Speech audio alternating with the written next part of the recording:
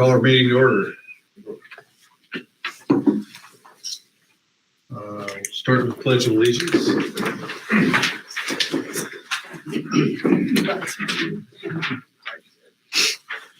I pledge allegiance to the flag of the United States of America and to the republic for which it stands, one nation, under God, indivisible, with liberty and justice for all.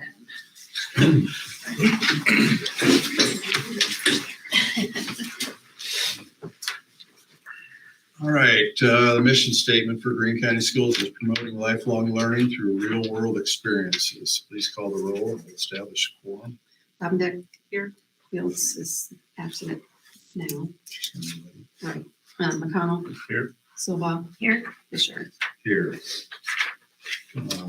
Call for approval of the agenda. So moved. Second. A motion and a second. Please call the roll. Silva. Yes. Here. Aye.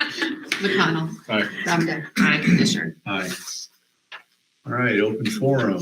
Does anybody want to address the board about anything that's not on the agenda? If not, we'll go on to consent items. Any comments or questions on the consent items? If not, we'll ask for a motion to approve them. Move to approve the consent items as listed. Second. Motion by John, second by Bonnie. Please call the roll. Dominic. Aye. Silva. Aye. McConnell. Aye. Fisher. Aye. All right. On to old business, the 22-23 calendar. Open public Public hearing. hearing. Okay, we'll open a public hearing.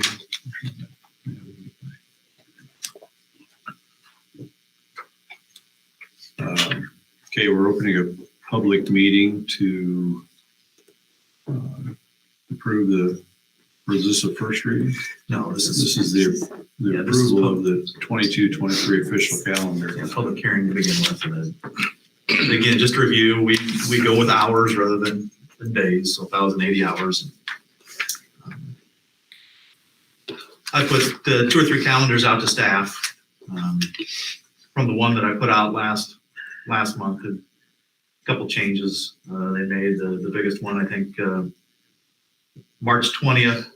That was a PD day on March 27th, but suggestion was to put it the 20th. That way it's kind of linked with spring break, so a family could take another day if they so chose. And I can't remember, at one point in time, the January 2nd and 3rd, those PD days were the 19th and 20th, but teachers kind of were interested in having those after the fact. So I don't know if anybody has any questions about calendar.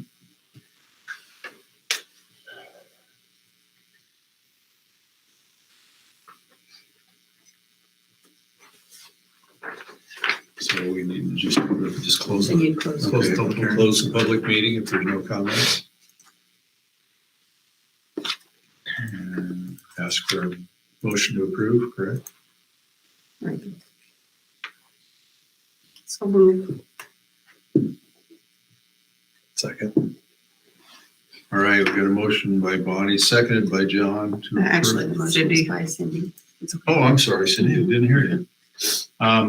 To approve the calendar for 2022 and 2023. Please call the roll. Silva. Aye. McConnell. Aye. Dominic. Aye. Fisher. Aye. All right, second reading of the revised board policy 505.6 on early graduation. And again, the change of this is to take the date of October out of the policy. We actually have an early graduation on the request on the agenda today. So. I'll move. All right, Cindy's moved. I'll second. Bonnie seconded to approve the change in the early graduation policy. Please call the roll. McConnell. Aye. Silva. Aye. Dominic. Aye. Fisher. Aye. All right. Here's Michelle. Hi, Michelle. Board committee reports. Wellness Committee is doing a healthy challenge right now. They have 20 people participating. Jill Waniger, thanks to her for organizing that. And it's called the February Heart Wellness Challenge.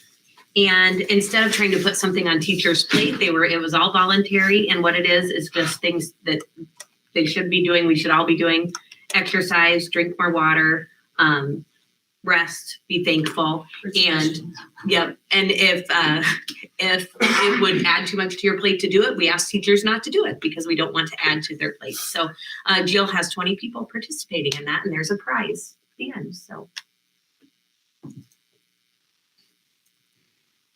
And I have a county conference board meeting tomorrow night. So we manage the county assessor and taxes and stuff. So it usually goes quick. Any other committee reports? We'll talk later. Graduation, but that'll be on the credits, but that's on this agenda, so. Right. Okay. All right, administrator reports. Mr. Johnson? Well, we had our K1 concert on January 31st, so still a slow February, but it was well attended. I would say probably 80% of the auditorium was full for both of the concerts, so it was well attended. Coming up March 10th, we'll have the second and third graders will be doing their concert at that time. Right now, Mr. Thompson has the kids that are doing jump rope for heart, and he's put out an incentive that any child that makes $100 can throw a whipped cream pie in the face of whoever they want. I have a feeling I'm going to be smelling like whipped cream. It's funny how I'm going to get you. So but yeah, just plugging along. I know Julie and Audrey are doing a lot with testing and the new math and reading stuff that we have going on. So just still moving right on. Mr. Sanders? Each February, I'm reminded of some words from the first superintendent I worked for, who was retired from another state, and he came to Iowa, and my first fall, he says to me, "Any fool can run a school till Christmas." And I think that was his way of saying, welcome to the club. So, this is the time of year when those things ring pretty true. So some of the challenges, this time of year, keeping kids engaged, misbehavior, general poor decision-making, getting places on time, those types of things take quite a bit of my time. Teasing, harassment, those kinds of things. On the plus side, lots of classroom visits, seeing some really good lessons, specifically some of our interventions that I'm watching, more recently in the special ed area, which is one of the measurements that we've not done well enough on our state report, as I mentioned, I think, earlier in an earlier meeting. Some of those are just really going well. I'm so impressed with the progress that I'm watching some of the kids make. And that's because the teachers are implementing things that our coaches and specialists are giving them and training them with, and I think it's really been a positive thing. Another thing I think that's really positive coming up on Friday, the 6th, 7th, and 8th grade are going skiing. That's about 270 kids headed to Boone, and we couldn't do that without Boost. So really most appreciative for their support and everybody who supports Boost. Thank you. Mr. Phillips? I really breathed a sigh of relief with the approval of Kyle Staudacher, our new math teacher. We had 2 applicants, one from the Republic of the Philippines, and I don't think we're going to fly him over for an interview. And he just graduated student teaching in December. He did student teaching at Gilbert, and they had a couple of openings that they haven't advertised yet. And I think we kind of stole him, quite frankly, from Gilbert, which didn't break my heart, but it's that teacher shortage is a big deal. When he starts next year, he'll be able to retire in 30 years. That'll be 2053. Let that swim around in your head a little bit. 2053, he can retire. And on that note, our fifth graders, in about 8 years will be 2030, and they'll be graduating. So it makes you wonder, what are we doing with our fifth graders till they're seniors in 2030? It's going to arrive before you know it. What does education look like? So glad to have Kyle on board. We also have hired, IJAG has hired Misty Hermanson as the 912 IJAG person. We found her in the second round. We weren't impressed with the first round of people we had, so the second round she surfaced and applied. She's been a long-term sub for us throughout the district, so I think she'll do really well. And she's aware of, our community and our schools, and I think that's going to be a benefit for her. I did just a few things looking at the Iowa performance profile. That grade is based on the Iowa assessments that we're going to soon be testing here before long. We're trying to get that arranged. But just some information on our scores from recent past. In 2018, we were rated acceptable with a score of 53.22. In 2019, we had needs improvement. We scored a 42.93, and we're on an ESSA plan to make some improvements. And then COVID hit in 2020, and they waived that. But then in 2021, our score jumped to 53.51, which was higher than the 2019 score, which really surprised me because we were not in school for almost a year. So there were a lot of interventions in our ESSA plan and a lot of things that we focused on to get that up. So that was a good thing. So hopefully when we test again this spring, we'll keep moving up higher. Thank you. Mrs. Sandberg?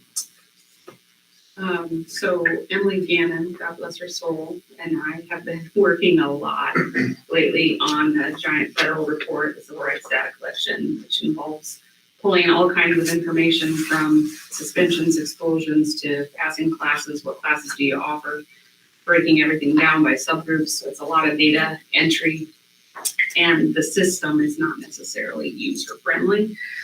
In fact, we've gotten more emails from them during this time saying, sorry, you can't enter things from this time to this time because the system's down.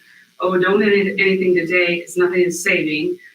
So the deadline was February 28th, and we're actually, this morning when Emily and I were talking about it, we're at 95.56% complete. So we're close to being able to certify that. And they did extend the date to March 11th because it's been kind of a pain with the system, but that's a nice thing to have done.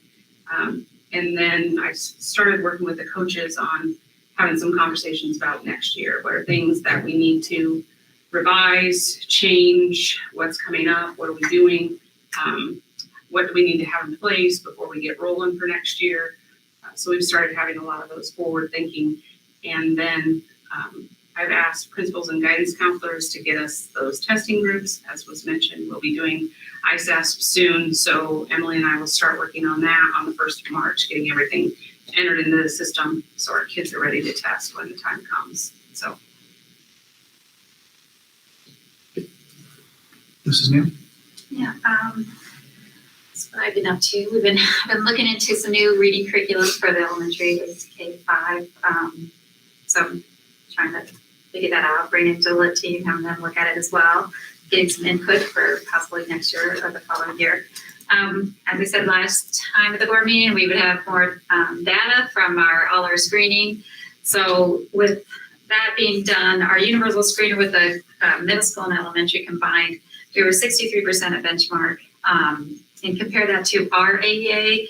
Our AEA was only 61%, and then the state was 66%. So we're right in there. I mean, everyone's kind of in the same boat. So I don't feel too bad about that data. After all the screening, we did a lot of work with diagnostics and redoing all the groups. We did just finish redoing all the intervention groups for K through 8th grade. So feel pretty good about where we're headed now. The title teachers really did a nice job of helping us out, so I want to just publicly shout out to them. Sandy, Jewel, and Tracy Beeger, and Kristen Heifel, and Connie Hoffman. They worked extra times.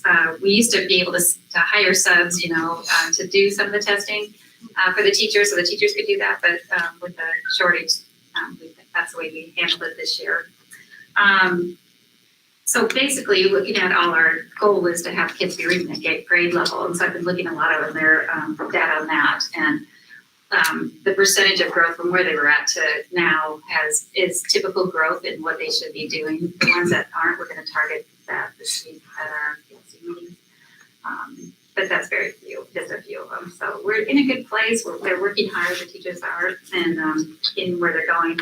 At the high school, just working on some growth plans, working with a special ed teacher on hers, and just trying to get some of the kids to pass this track in English high school. They love it. But that's about it. And also getting them ready for ISAS mainly. We're going to start doing that. Mr. Gordon? Winter sports will wrap up this week, middle school next week, 2 more middle school games. Basketball seasons have wrapped up. We have state wrestling starting tomorrow. 3 athletes there, Cale Peterson, McKinley Robbins, Gavin Sherman. I'll wrestle tomorrow. We wrestle in the morning, which I'm glad about. I don't have to be there all night. So that starts tomorrow, and then we'll be on to spring. 2 things I want to point out. This Saturday, if you haven't seen, our jazz band is hosting an event called Java and Jazz in the Commons at the high school. The Iowa Women's Jazz Orchestra will be here. That starts at 3 o'clock. Our jazz band will play. There'll be some ensembles after that. And then the Iowa Women's Jazz Orchestra will go into the auditorium and perform at 4:30. So just a nice event there. And then next Friday, Jazz Choir, we host a first-time jazz choir clinic, 9 different schools, about, I think, 13 or 14 choirs, because Valley is bringing all 4 of theirs. But Waukee, Roosevelt, it's a lot of bigger schools. We have 2 clinicians coming in, one from Minneapolis, one from Kansas City, and then they will work with our choir on Thursday night, I believe it is. Friday, they'll critique and clinic all these jazz choirs that are coming in. And then Friday night, they're going to do a concert. They're very talented. One's a very talented jazz pianist, and the other one's a very talented jazz singer.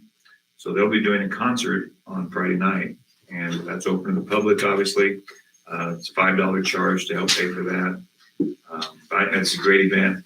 Again, just one of those things that we can do, and we can use our auditorium for, that we can show that place off a little bit, but have some events like that. But, we're going to funnel a lot of people through here, and on a school day now. It's supposed to be a testing day. Now it's a school day, but we're comfortable with where that's going to go and how we're going to keep them separated. And I think the only school we have to feed is probably going to be Valley's 70 kids, and Dave's working on that with them. So it'll work out, and it should be a great event.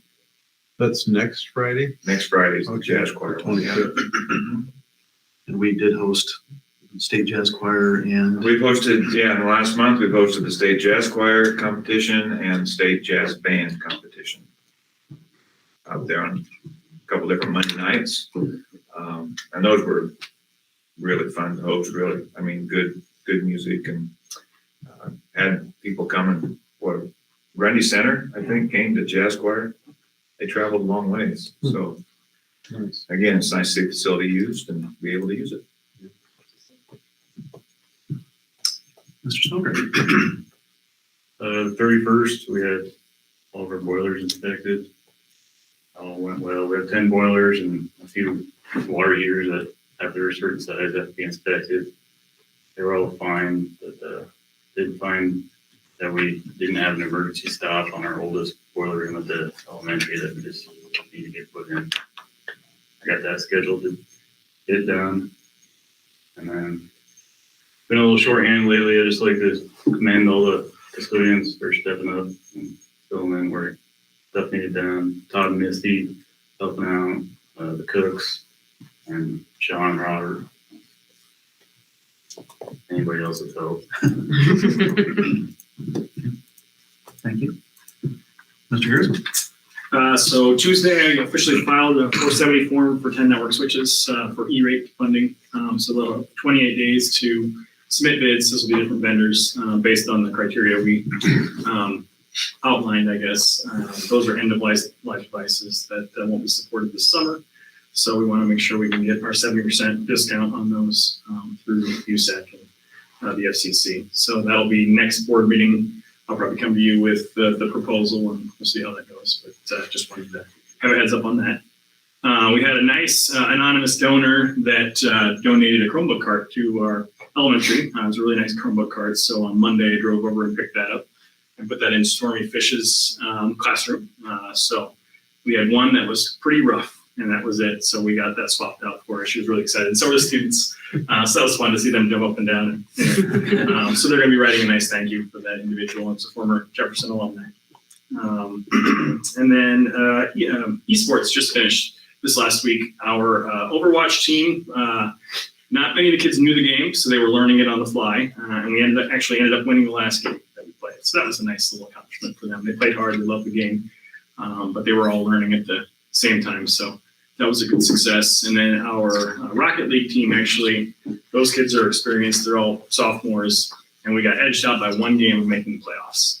So next year we'll come back with a vengeance, hopefully, and make it. But that was a great season for them too. So. We may switch coaching staff, so too. No,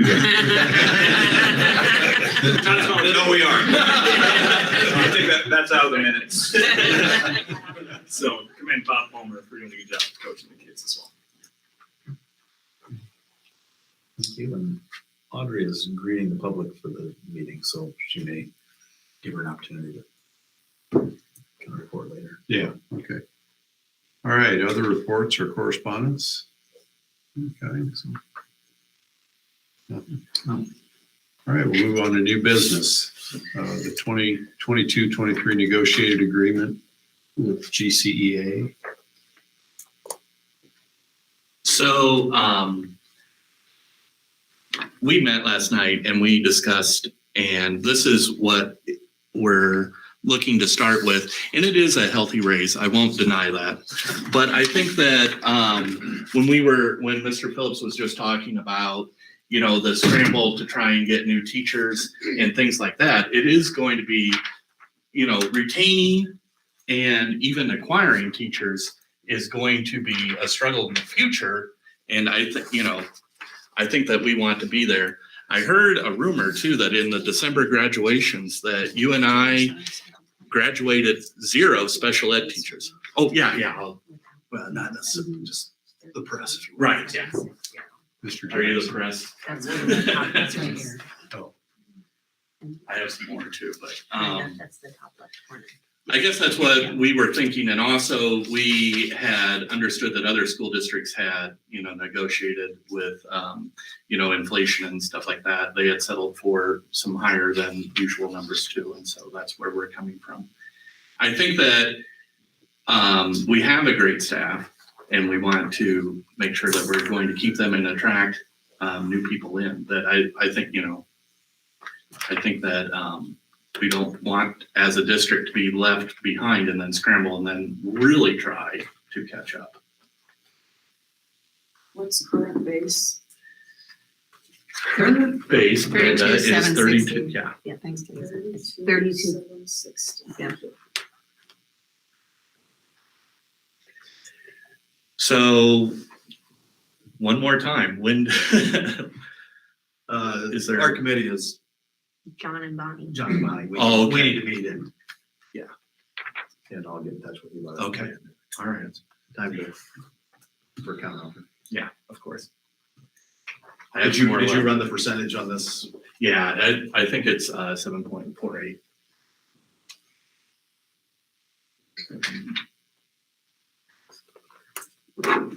You want one more? Thank you. And is that with the understanding of your bottom, or is that not with the bottom? With the insurance. With the insurance. That's with our understanding that the insurance we get what you call a status quo of that. But that's what I'm saying, was that number in there when you The figured this insurance out? number- No, the insurance number wasn't in there yet. Yeah. We know what that's gonna- Does not, so the percentage really is higher when you consider the insurance also. Right. The percent is not the. All right, thank you. Yeah, thank you. So Tim, what is the process there? When do we meet on that? Soon as I will possible. email both of you and we'll have a sit down, have a conversation and figure out what we want to come back with. Mhm. And then we will, and again, then we'll continue then we'll schedule a meeting with them and go back and forth. Okay, very good. How many people are on your committee to help? So last year it was there's 5, but I mean, we can meet with fewer. I mean, No, I'm just curious. there always will be, you know, things that are coming up and stuff like that. I think last year it was just Heath and I. Okay. And different school buildings as well, or Well, mainly we high school? tried. Yeah. But yes. Sean Thompson. Sean Thompson, Okay, just Tracy another. Beeger, Wes Anderson, and then Heath and myself. Okay. Just learning over here. Yeah, no, Thank you, Mr. Jackson. thank you. Thank you. It's back if you want to jump back in. Audrey, do you want to do an administrator report since you weren't here when we did those? We just finished them right before you came in. Right so- before I walked in. Yeah. So for math, Correct. I've been doing a lot of other stuff actually too. So for math, we finally we're seeing middle school kids now with our math interventionist. So that was good. We've collected all of our data. She's got a schedule and she's working with students at the middle school. So that's exciting. We saw some growth from the students that were serving at the elementary with our math interventionist. So that was exciting too. And just helping teachers with their small groups and using some of the new, our new materials actually is what is the thing that we're doing. You haven't done administrator reports, have you, or have you? Yeah, we did. Okay, I'm like, what's everybody Except for giggling you. at me for? Maybe the joke's on me. No, we're good. Yeah. We all passed. Yeah. Probably. Initiation. Thank you. Thanks. All right, item B, March meeting date change. We're moving it up a week, correct? Yeah, a regular meeting would be during spring break, so I'd like to move it up to March 9th. Do we have a motion for that? I have one Yes. question about that. Does that make too big a gap between that one and April? Probably not from the standpoint that we've got, April is budget month and we've got to meet and everything like that. So there'll be several meetings. Okay, so I know if we go to the 9th, that's like 6 weeks, I think, between them. I just don't make sure. We talked about maybe even asking you to move for the April meeting too, but since it's not on the agenda, I can't do that right this minute. Okay, no, that's fine. But, That was the only thing. We're going to have a meeting for sure, April 13th. Okay. Or So we could move the April meeting up to the 13th. because we've got a certified budget by April 15th. Sure. That's I a don't Friday. know So. if it really matters. I just thought 6 weeks was pretty strict out, so. You'll miss us, won't you? I can't wait. But yes, we do need a motion. All right, we need a motion then to change the meeting to March 9th. I'll make a motion to move the March meeting to then. Second. All right, got a motion by Michelle, second by Cindy. All in favor, please call the roll. Silva. Aye. McConnell. Aye. Dominic. Aye. Fields. Aye. Fisher. Aye. Bell Tower Foundation representative. I've been serving as the Bell Tower Foundation representative for the last 15 years. Thanks for doing that. To me, it would be, in my opinion, it'd be nice if a board member did serve in that capacity. It's a monthly meeting at night. It's not too much work. But would entertain if somebody would be interested in doing that. I don't really think a new person, maybe doesn't want to put that on our plate right away. What day of the week, month? It's the third Wednesday of the month. 7:30 in the evening. So you go after this? That's board meeting. Excuse me, 4th. But it's at 7:30? Yes, it's Oh. fourth Wednesday of the month. Sounds like a good job for somebody with a business on the square. Or someone who works on the courthouse square. Yeah. No, I'm teasing. Does anyone have a Does preference? anybody want to volunteer? I don't know. I think all eyes are on Bob. I would be Bob is happy to doing do it. that. All Good right. job. Thank you. I'm glad it's after 7. It's great. Do we have to nominate? They typically for their, But they do that. Well, no, they would typically would like a, They do want the board to Minutes. actually do or somebody would make a a motion. real thing, not just a volunteer. Yeah, make a motion to. So move for Bonnie. There you go. I'll second that.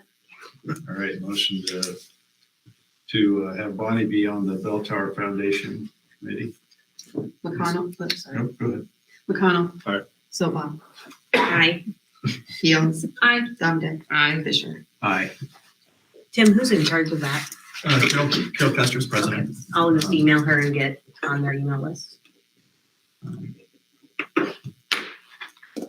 It's really nice. Yeah, no, I think that sounds good. All right, banking and insurance services. Just kind of want to give you a little bit of a touch base overview. We've been contacted by a new bank in town interested in maybe also being, the school district using their services. So looking at probably Brenda and I don't know whether we've tried a meeting with Steve. I don't know if there's a banking committee. Is there a banking? No, but it kind of fits with insurance. Insurance. Thing. But probably meeting with them to kind of discuss what the opportunities are. But then we've also been approached about maybe looking at other insurance. We have EMC insurance and it would need to remain EMC insurance, but maybe someone else being our broker, I guess, on that. But would also like to, again, Brenda and I and Steve probably meet with the potential parties and just talk through that and then come back with a recommendation to the board at March or April meeting. So just kind of wanted to give you a heads up that that's something we're going to be looking at.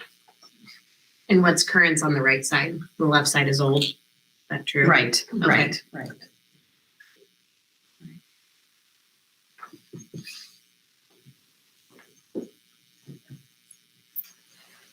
All right, so we'll take action on that after we meet with the people involved. Yeah. All right, item E, custodial wages. Last fall, we made a recommendation to increase food service wages. Want to make a recommendation tonight to increase the custodial wages by $1 retroactive to February 1st. Challenge to hire staff, so that would increase the starting wage. But also, Can I clarify that? It's not February 1st pay, it's February 1st hours that we paid in March. I mean, thank you. I don't want anybody to Yeah. go home tonight and tell them their paycheck tomorrow is gonna be $1 more per hour, because it's not.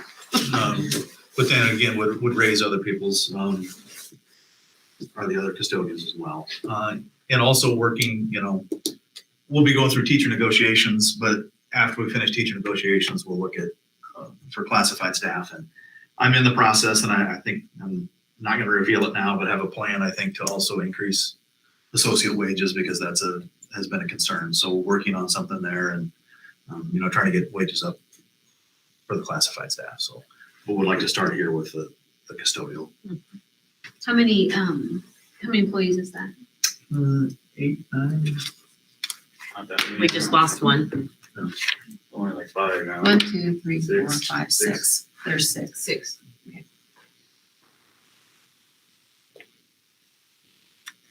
The current separates 12, we go up to 13.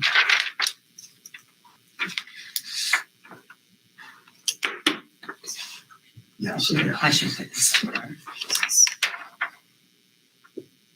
Do we need action on that? We do. Oh, yes. Yeah.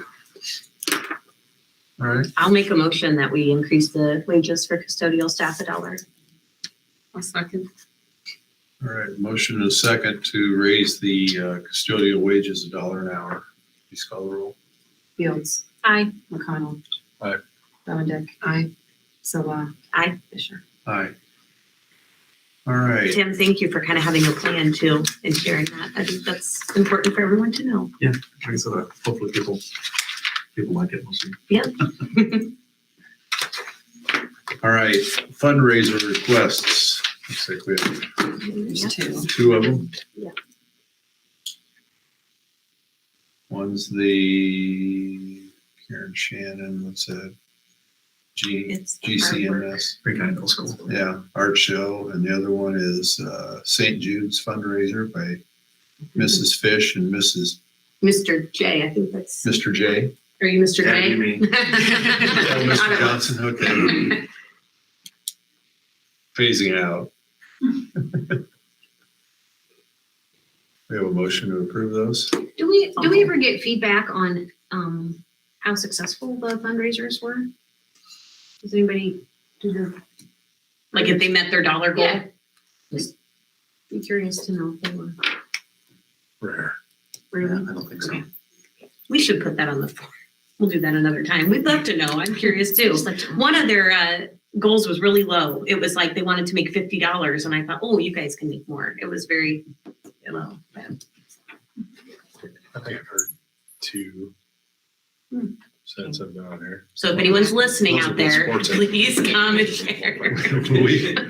We can make the approvals contingent on getting the report Just afterwards. come and tell us how it Yeah. went. Well, I just noticed the kids signed this, which is great. Well, I would move to approve these 2 fundraiser requests. Second. All right, motion and a second to approve the fundraiser request. Please call the roll. Davidic. Aye. Silva. Aye. McConnell. Aye. Fields. Aye. Fisher. Aye. A early graduation request. We have another graduation request. Thanks for including the letter. Recommend approving.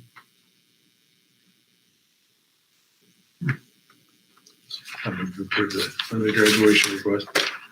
I'll second. Okay, motion and a second to approve the graduation request. Please call the roll. Silva. Aye. Davidic. Aye. Fields. Aye. McConnell. Aye. Fisher. Aye.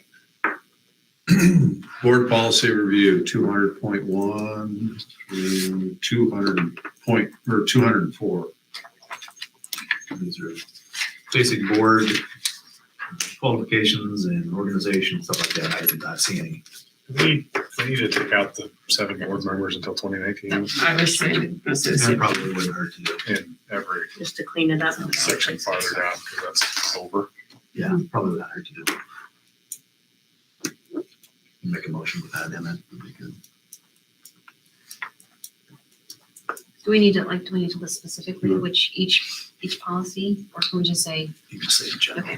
Okay, so I move to approve the policies after the 7 board members until 2019 bit is removed. Second. All right, we have a motion and a second to approve 200.1 through 200.4 with removing in parentheses 7 board members until 2019 when Greene County reorganizational transition is complete. Please call the roll. McConnell. Aye. Silva. Aye. Davidic. Aye. Fields. Aye. Fisher. Aye. Excuse me. Okay, summer projects and asbestos removal bid. I'm just starting this process. The one thing that we need to do, we've got about 5 areas in this building, classrooms and office area that need new carpet. And they all have the tile underneath, so we need to, we've got a bid to remove the asbestos tile. And then we'll put new carpet, but this is just remove the asbestos in this building.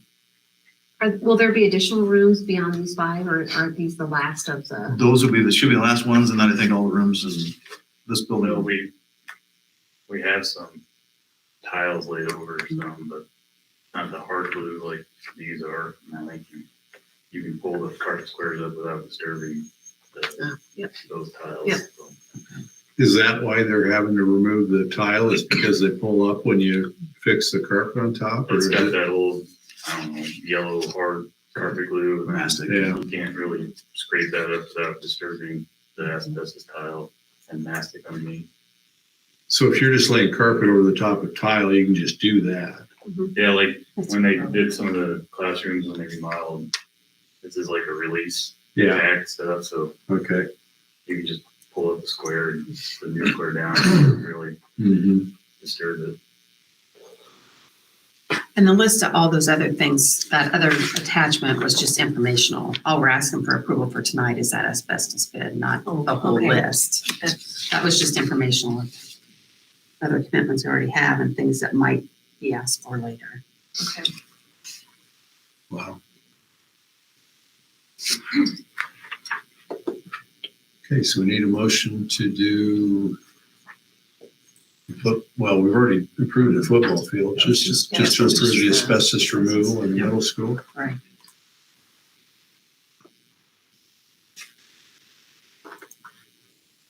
I'll make the motion to remove the asbestos in those, the rooms here in the middle school. To approve the bid. Second. All right, we have a motion and a second to remove the asbestos. Who wants to arm wrestle for the second? I think John got it. John. You can have it, I don't care. You sort that out. Please call the roll. Dominic. Aye. Silva. Aye. McConnell. Aye. Fields. Aye. Fisher. Aye. Okay, the first reading of the revised policy on graduation requirements, BP 505.5. Just recall at the present time, we have two graduation numbers. We have 58, but then we've got a basic diploma of 42. And according to the state regulations and rules, we can only have one. We can only have one number. So we've been meeting for 2 or 3 months. Yeah. We've been doing that for a while. Before Christmas. Yeah. Again, we've got Cindy and Michelle from the board.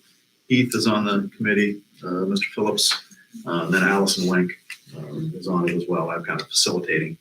But we've had a lot of good discussion. What we're recommending would be going from 58 to 50 and from 42 to 50. So kind of essentially meeting in the middle. So the electives would be from 28 down to 20. Knowing you can always take more. That's one of the things. Yes, you can always take more. That was the biggest discussion. Just because that's the level doesn't mean that anybody should stop it there. Some other discussion that we had. A student could be vocal music and instrumental music and not have to take any other credits. So we put in there at least 5 elective credits used to meet graduation requirements must come from courses other than vocal music and instrumental music, which again, I don't see that as an issue. We will be, as Mr. Phillips said, we hired a 9th and 10th grade IJAG teacher. So 8th grade students failing more than one core course will be registered for 9th grade IJAG as a freshman. Because again, they're really focusing on some of the skills that those students are lacking. This would be putting in, we have some teachers right now that are doing component-based recovery. So if a student fails a class, but there's 2 or 3 concepts that they didn't get. Component-based recovery would be they can redo those sections in order to prove that they're competent rather than retaking the entire course. We've got some teachers doing that now. This would put it in policy that we're doing it across the board. Again, a student would have to have a minimum of 50% of the work already completed and 2 additional trimesters to complete the credit. So a student 3rd trimester right now that doesn't get all the work done, they would have 1st and 2nd trimester next year in order to take part in the component-based recovery.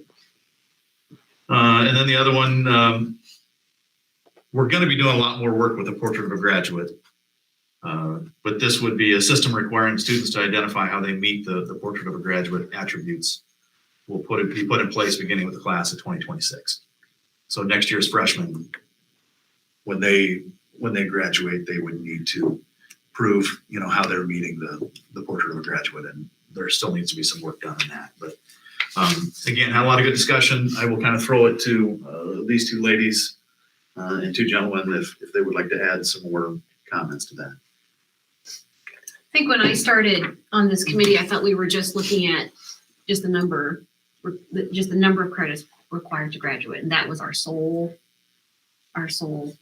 bargaining chip. But it really evolved into looking at much more grander scale of what do we want in our kids as they graduate?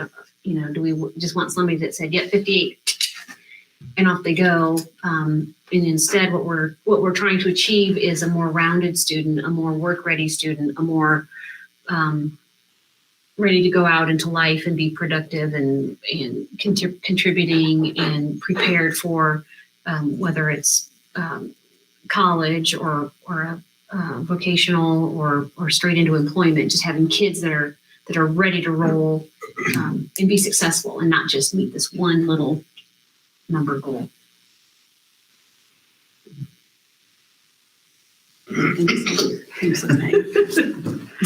can. It wasn't an easy decision, and we did consult others and taking their input in. And it is not, as Tim said, to lower expectations, because to graduate with honors and so forth, that's still going to stay the way it is.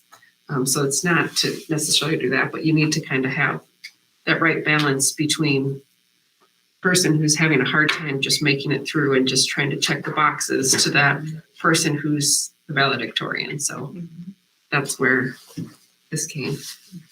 And it was also very helpful that the input we got from Mr. Tulane and Allison. Yeah.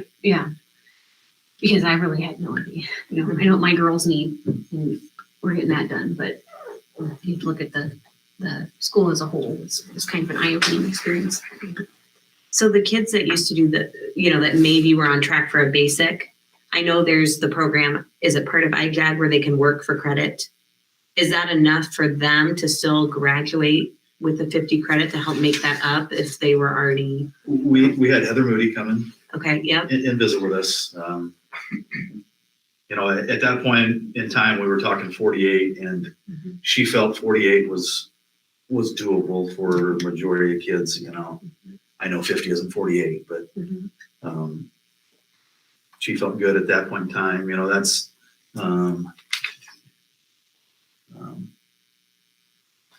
I don't think the component-based recovery, I don't have it in here because I'm not sure that it's policy, but we've talked about making other changes to advisory system and some things of that nature to make sure that we're bringing kids up through, meeting them where they are and those things that it needs to be a part of this as well. Yeah. So I think she felt that way, that they could attain it. Keith, Brian, comments? I think probably, I talked about, 2030, I talked about 2053. I think the component recovery is a small step towards the way education is going to have to change and do things differently. I think in the future, we have kids that are in classes that already know material. And, how do we serve them just to fill in the gaps? And what does that look like? So I think that's going to be one of our challenges moving forward in education is making small steps. Because if we're doing the same things that we're doing now and we're doing in 2030, we're not setting kids up to succeed. So I think there's going to be changes that are coming that hopefully are incremental, that don't cause people that your cheese is moved, 2 miles away. It's just moved, 10 feet at a time, and you're not panicking. So I think this is a good step in that direction. Yep. I'll echo what you guys said, that it was tough. It's tough because, there's strong feelings on all sides of that. And I think a lot of our kids that come from stable homes, they'll fly right by whatever number we put out there, but we have to take into account the kids that maybe have some disadvantages that other kids don't. So to make sure we make it a level playing field for all of them. And the other thing that we all agreed on, if we screwed up mightily, we can always go back to the drawing board. So, yeah, we can always change it in the future if it's not working. Mike, I've got a question though. Why the state is the one that kind of precipitated this, right? Because they said we had to have one standard. We couldn't have the basic diploma and then the regular diploma. I wonder why they. To me, the biggest thing that you always talk about is a kid needs to know what target they're shooting for.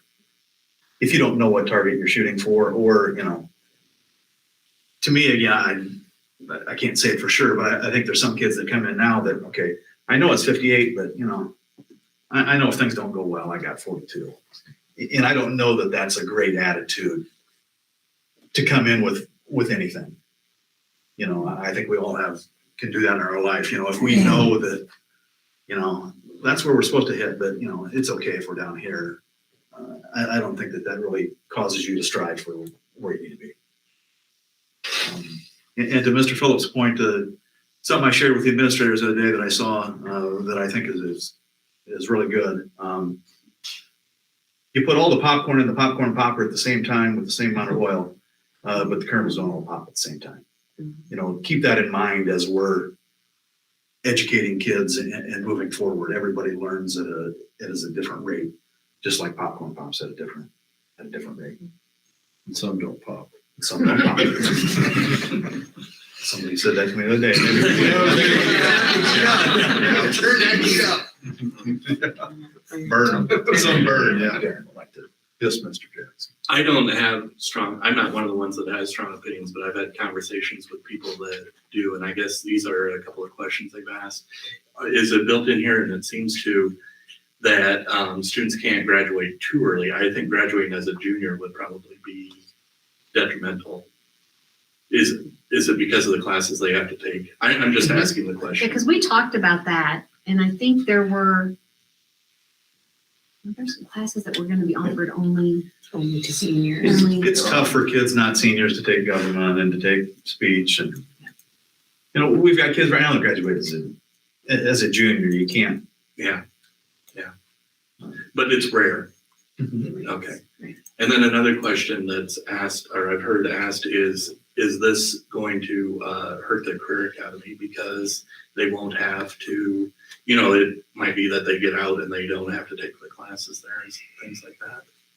Yeah, we had a lot of those conversations. Again, the biggest part is it's your responsibility. It's all of our responsibilities to encourage kids to take classes. You know, what do you want to be? Okay, you need to take classes in the career academy. Right. You want to go to college, you need to take comp, you need to take statistics.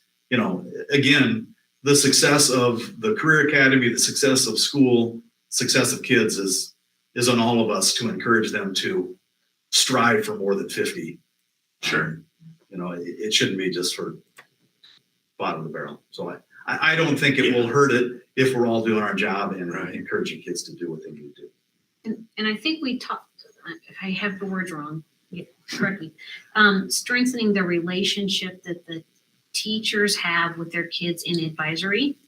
That's one component. But we were talking about like the high risk or the kids that are at more risk of not making it through. So, but all kids in general too, but that maybe that's a place where we can encourage more. No doubt 58 was way too high. But in the past with these numbers changing, has it ever gone up like from where it was? I mean, except for when the change went from semesters to trimesters. You know, as the graduate, as it always usually come down, or has it ever gone up except for that year? I know that year it did go up because of. I think to me, it always went up. Okay. Went up before that too. It was like 42 and 44 and 46 and right. And I know I asked this question compared to other districts.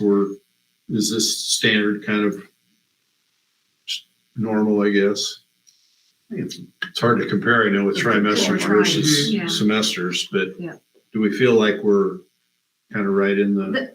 As I remember because you or Allison or you gave us a chart with the of other districts, and if I remember correctly, on those that had tries, we were middle to middle high. Is that how you remember it? Just at 50 or at 58. At 58. Yeah. So and I think we all know that rumor and negativity fly faster than truth and positivity. I hope that, you know, that we're all going to be able to sell this to the community and parents and things when people ask about it too. But to me, people need to understand that expectations isn't a number. Yeah, sure. Right. I mean, if we have 90 credits to graduate, will that make us better? You know, and my point would be no. Yeah. But people just see that and then they're like, you know, that, we're lowering whatever. lowering standards. Yes. I know, I've had people concerned about that too. Me too. Yeah. I mean, I'm a Like we're parent watering. sitting here listening to this, it concerns me. So, I mean, I'll step up and say that it does concern me a little bit. And only because, when I graduated high school, we had a classmate that I would have said was probably mildly mentally handicapped. And he received a full high school degree. And I think the school thought they were doing him a favor, and I'm still friends with him. And it really set him up for failure. He got accepted into Kirkwood and Ellsworth, failed out both times, wasted thousands of dollars, can't hold any jobs. I think something that would have been of more value would have been like life, you know, like balancing a checkbook, setting a budget, setting up, you know, real life instances where he would have to pay bills and things. So some of those kids that struggle, I think sometimes setting them up with life skills is more of a value. And that's coming from working with the mentally handicapped. I used to work at Woodward Resource Center with higher functioning mentally ill people. And that's what we did. We took them grocery shopping, we set budgets. They had their own checking account, they had jobs. We'd sit down and say, this is what you have to spend on video games or TV this week. And I feel like sometimes for the kids that struggle, maybe teaching them life skills, which you still have the work program, right? And there is and that helps. Yep, and I think there is a readiness class that they have to take in math. Workplace readiness. Okay, Where good. they do have to do some of that, because I This is all feel, new to me, Oh. so. me too, yeah. And you see a lot of things on social media about it. Kids just knew how to balance a checkbook and, you know, pay insurance or whatever. Yeah. And there is a class that teaches them that at the high school. Math. Yep, and then the other thing to remember too is when people request early graduation, it's signed by themselves and their parents. So it's still a decision based on what the family needs are. And I think that's. Being said, like, I know Yeah. I'm friends with a gal that's going to college at Kansas State University right now that graduated her junior year, and she's getting her master's, and she's flying through college and is very successful at it. So I do know some success cases as well, but And I do think it's important to note too that on our form, it marks right on there, are you graduating at the end of your junior year? Because that's something the board gets to know before, and, you know, so anyway, that's all I got. Yes, sir. Yeah, if one of you could write an op-ed or something explaining the change, it would probably help. We could publish it, Yeah. rather than leaving it up to us to try to explain it. You don't think you can adequately explain that? No, I think, I volunteer those two that were on the committee too for the school board. I think they do good at writing a joint letter or whatever.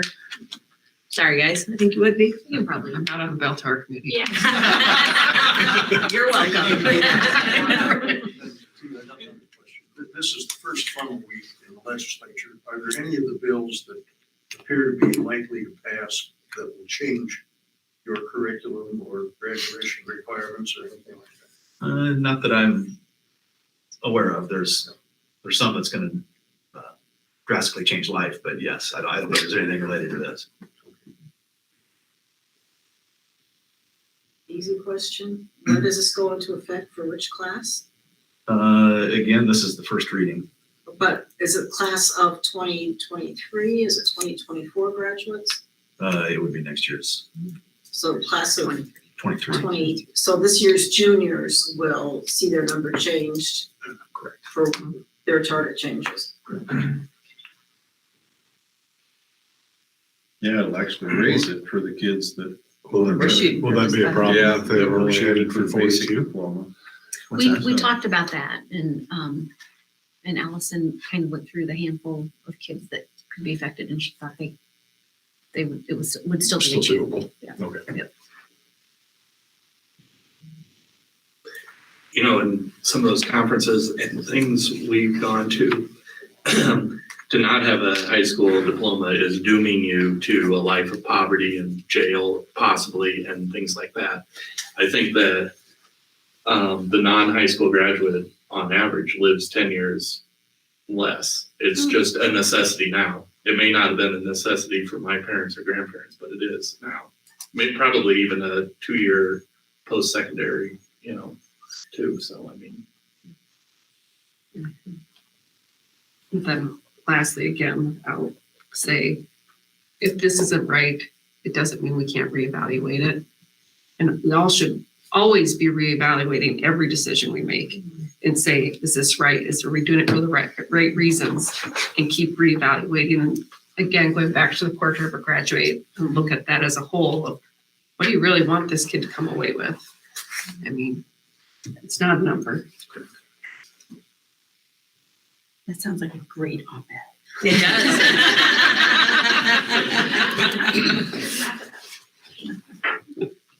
Put it on Allison Wick. What's that? Put it on Allison to do that. Yeah, she's not here. Yeah, that's why we put it on her. I'll work with her. Yeah, it'd be nice to have such signature. I need to approve first reading. Okay, so we need a motion to approve the first reading. No, this is legit. Okay. The graduation requirement, policy 505.5. I so move first reading of said policy. Okay, John's made the motion. Good enough, but I get a second. Not gonna be writing out there, are you? I'll second that. Okay, we have a motion and a second to approve the first reading of the revised BP 505.5 on graduation requirements. Please call the roll. Fields. Aye. Dominic. Aye. Silva. Aye. McConnell. Aye. Fisher. Aye. Okay, Greene County Gaming Grant. Mr. Gordon would like to submit a grant, but it needs, if there's some matching funding, it needs board approval, so throw it to you. Explain? Yeah. I've submitted a Greene County grant to replace and put in a video scoreboard at the field over here, Landesca Field. And I've requested 75% of that from Greene County. And then we would take care of the other 25%. That board obviously is very old. But you know, now that we have the second largest video board in the state in our gym, and the opportunities that we've had with that, in particular Ram Fanatic, to produce, if you've seen the hype videos they've done, we've done sportsmanship videos on it now. They produced a commercial for Heartland Bank, one of our sponsors who paid for that. So to be able to do that with a video board out here, when we host our football games, soccer eventually be played over here again once we get the field done, get the crown off. That'll bring 12 to 15 more events here to our field. The most exciting thing too, I mean, it's all exciting, but the track, the new system that we bought last year that Brent helps run with his crew up there, we'll be able to put results up there, lane assignments, just like they do at state track meet. It'll work hand in hand with that. And it just, but to me, again, the best things are what our kids get from real world experience, that Ram Fanatic class, creating content for that they've just become so good at. I'm just amazed at what they do. But to have another venue for them to be able to showcase that and to use that class to do that is, I think, special. But that board is going to need to be replaced. The size of the board is basically the size of the board it is there now. We wouldn't bring in any extra beams. The beams are the same. That board goes off, this board goes on. Installation's all done by the company. And so, yeah, that's the grant I proposed for them anyway. I don't know if you put the picture in there of it. Yeah. Yes. We have it here, yeah. Does it include audio at all? The audio's on top, so it's a separate system, but it runs through it as well. Okay. Yeah. Does that improve what we have out there now? The audio out there's fine. It's pretty good. Yeah, it was just replaced with probably 5 years ago. I just need to put a new cover on it. Is it the lights that make a humming noise then? The audio's fine. Okay, so something there makes a bad humming noise. I didn't know if it was the lights or the speakers. When you're a fan in the stands, you can hear this hum. That's the lights. Is it? Okay, it's another meeting.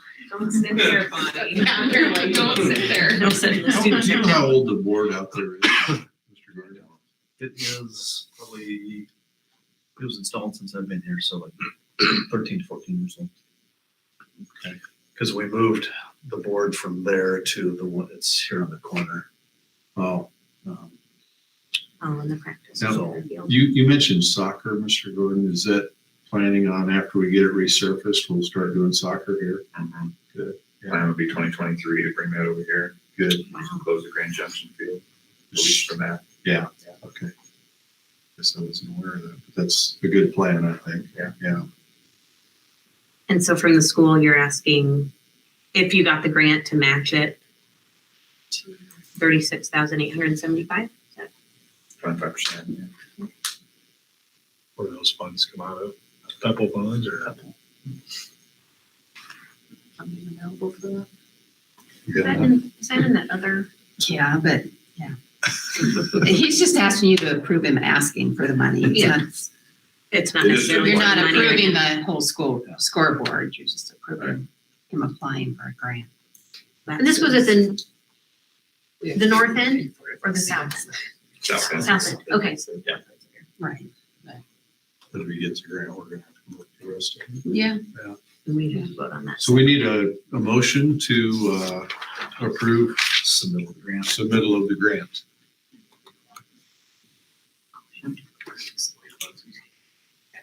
I'll move to approve the submittal of the grant.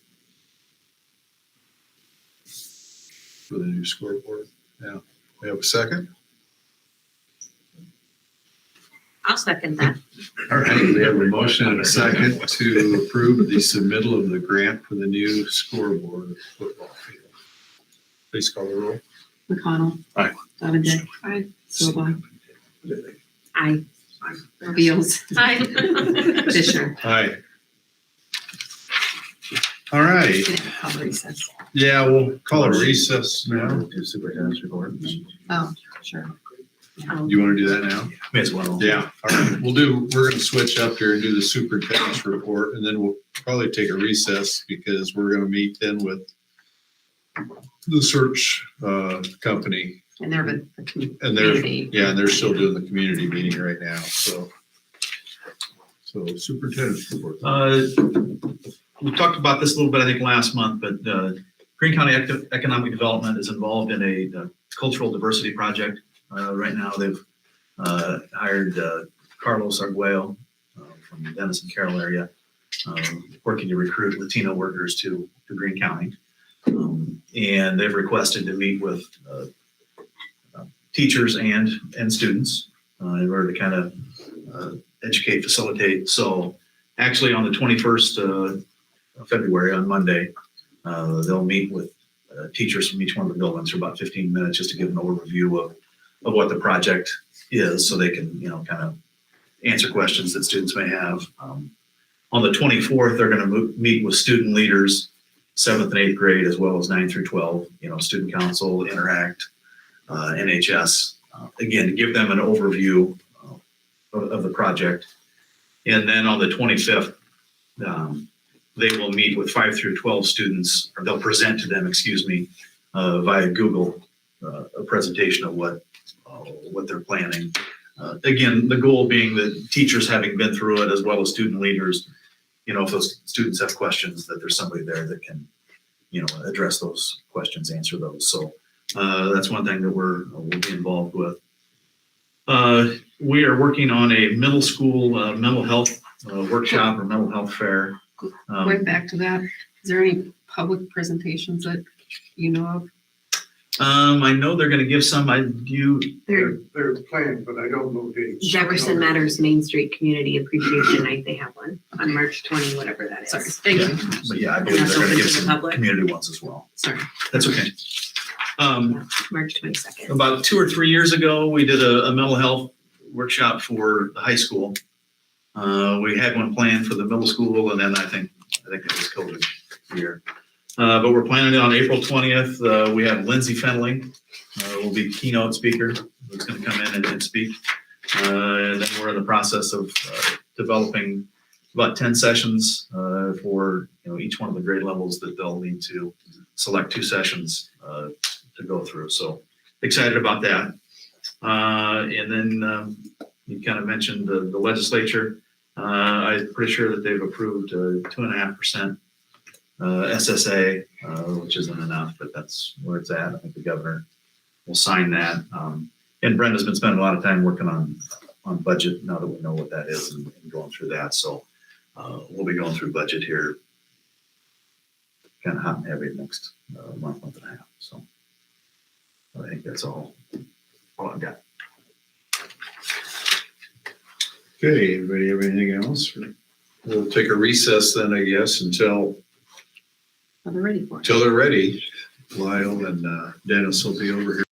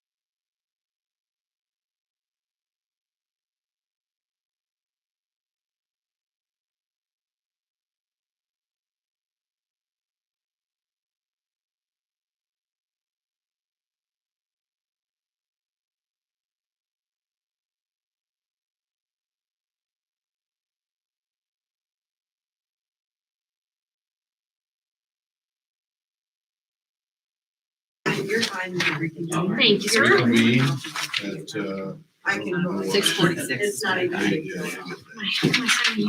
reset my watch. Confidentiality. Must need battery. How's your day going? Oh, Good, good. You have good groups, good attendance. Yeah, Give me a minute, I can total it up. yeah.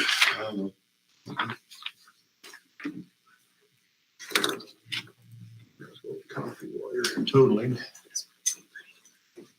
There's pumpkin bar There's some cake over there. Really Some good. food over pumpkin there bars. too, yeah. I assume that goes back to you guys.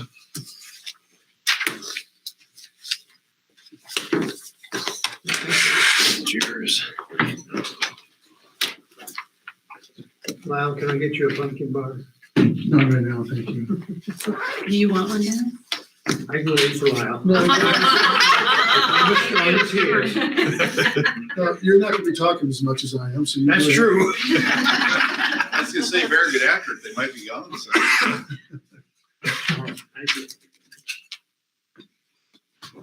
Go ahead. You're younger than I am. Okay, you've already done this. If you want to say any words about it, you sure can. but Okay. I probably will when we get to that on the agenda.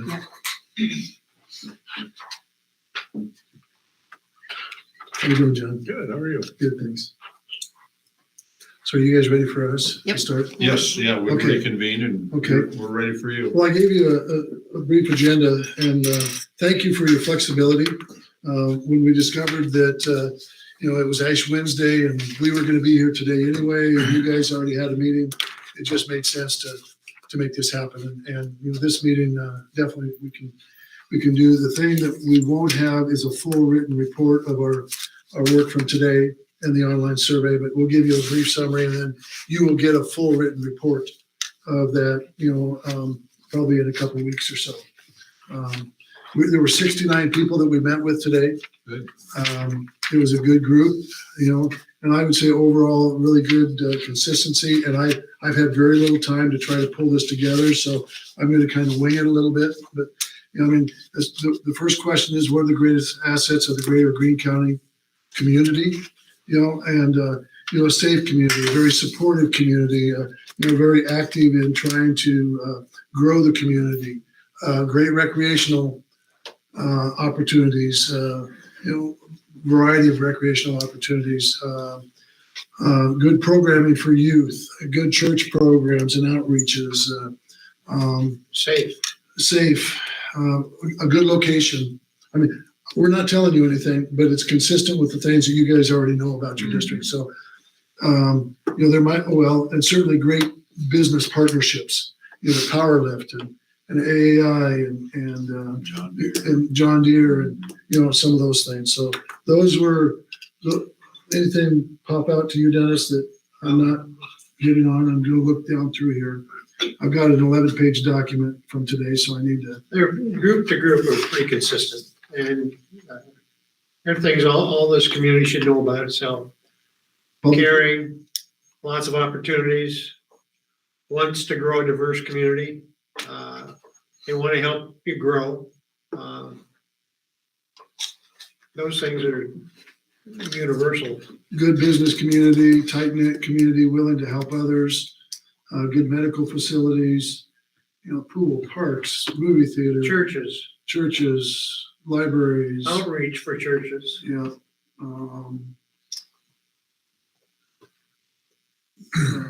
Cultural diversity projects, progressive community. So those are some things as it relates to the community. The next question was, what are the strengths and assets of the school district? And again, some really good stuff there. I want to get to the top here and make sure I'm in the right spot. Good facilities, high level of technology in every classroom, the one-to-one. Infrastructure is very sound. The Career Academy is just, is huge. Dennis and I took time between a couple meetings today to go out and have a quick tour of the high school. Very, very impressive. It was mentioned that they felt that they have a solid school board and a good school board that's looking to the future. So I think that was really positive. An emphasis on mental health for students and staff with a full-time mental health counselor came up more than once, which is, a feather in your hat that's in place. Certainly the strong CTE, the career and technical education, not just with Career Academy, but that's in place for years, that has continued, that middle school has some of those programs that feeds into the high school, feeds into the Career Academy, and so on.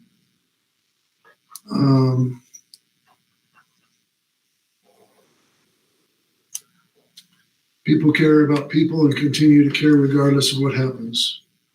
Again, the partnerships with the local communities, pride from the community for the school in all aspects, super strong fine arts programs, strong sports programs, and strong activities for kids that aren't necessarily interested in some of the more traditional sports and music and that type of thing. Also, money doesn't seem to be an issue. If kids need to have something done with them, equipment, whatever, somebody steps forward and gets it to them without embarrassing them or anything else. And that's, we're talking like coats and shoes and Athletic equipment. That's where that came in.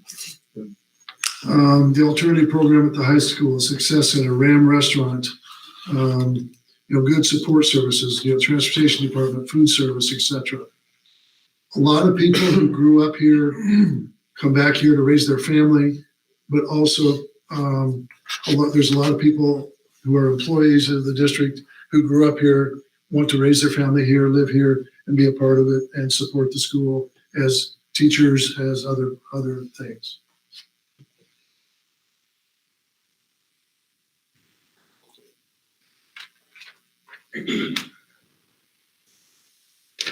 Good at hosting state events came up.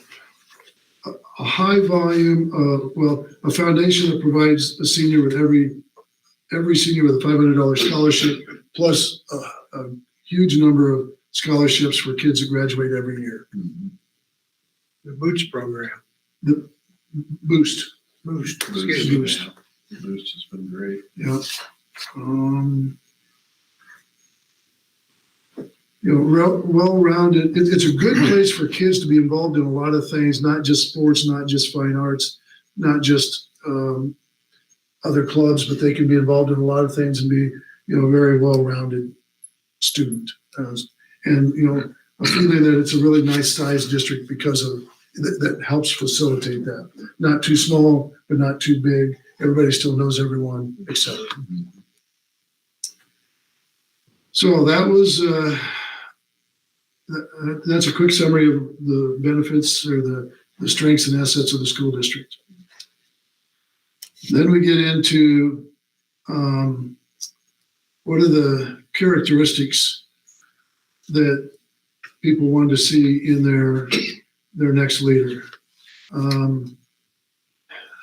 Needs to have courage, be decisive. They need to stand for something. They need to be supportive of all programs, activities, embrace the role of activities in addition to the academics. Someone that's a motivator, considerate, supportive of teachers and employees. A strong leader who can support a vision if you already have one, or develop a vision and then execute the plan to meet that vision. Came up quite a bit. Someone who's open and honest and transparent, a collaborative leader, not a micromanager, someone to build trust in the community. The comments that you're reading, are those from Any and all of the all groups. groups? Okay. I'm trying to pull common things out of all of them. Okay. I'm not breaking them down. When you get the report, you'll have one that is a common of all of them at the top, but then you will see every one of these and which group they came from. Okay. And is there 69 total from all the groups? All the groups, yep. I can give you breakdowns of numbers. I think there were 7 administrators, 10 students, 15 support staff, 17 teachers, and 20 community members. So that was the breakdown Mm-hmm. of that. Let's see, did I start on what they're looking for in a new teacher or new superintendent? Characteristics. Yep. A good judge of character, an inspirational leader, a people developer, someone that can come in and mentor and help develop, leaders, whether they be administrators or teachers or anything else, someone that can help move everyone forward. Someone who's willing to be a good listener, someone who is excited about what's going on at the school and visible, someone that's passionate about teaching and learning and being just a good example throughout the school district and an advocate for the school district. Someone that's human, likes to laugh. And somebody that's real. Yeah. Someone with thick skin. We mentioned more than once. Also, after they listed everything, so you want someone that walks on water. Okay. Yeah.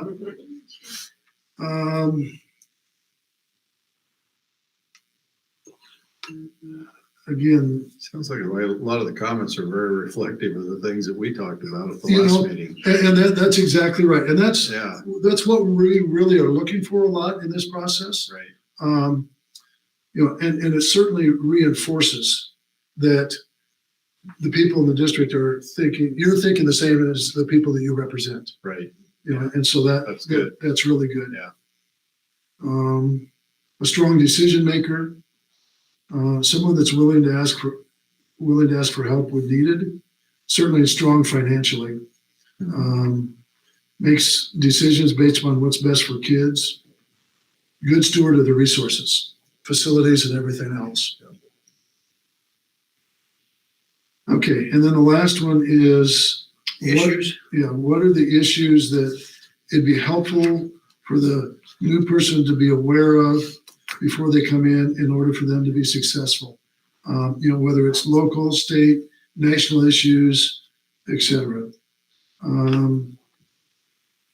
One of the general ones that came up kind of early was we need to be aware that education needs to involve, I'm paraphrasing, education needs to evolve. We can't expect to be doing the same things 10, 15, 20 years from now and still have the same level of success because of how things change and grow and evolve. Enrollment stability will continue to be an issue. Use of technology, need to expand the alternative program because kids learn in different ways and we need to find ways to serve them. A desire and a need and know that it's a challenge to attract quality teachers and other employees. More than one group talked about the desire to grow some of your own people, maybe in the Career Academy to add an education strand. I thought that was interesting and good. They want someone, let's see, I get into the wrong spot. A need for organized and unified district-wide communication for the community and making sure everyone knows what their role is in that process.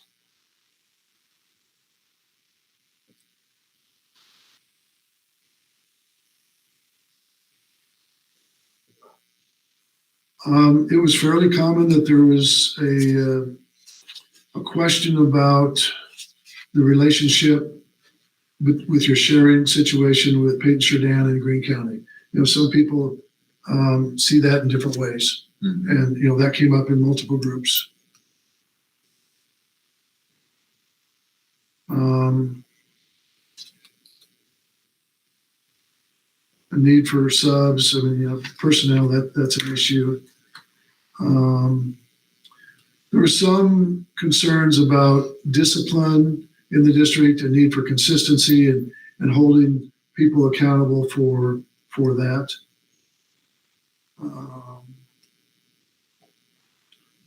One of the common themes was just good communication to make sure that people know why the district does certain things.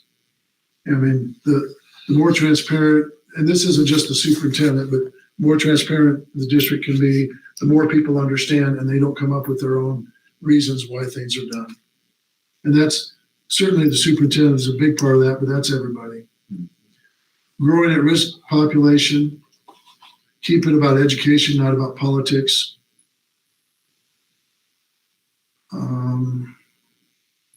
A desire and need to improve achievement scores, test scores, that type of thing.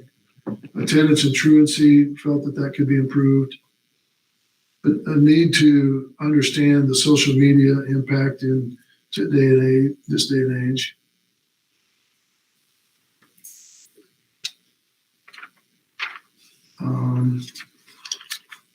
Some of the larger political climate issues that most people are aware of, to make sure whether it's critical race theory, whether it's gender identity issues or whatever, there's a need, desire for that to be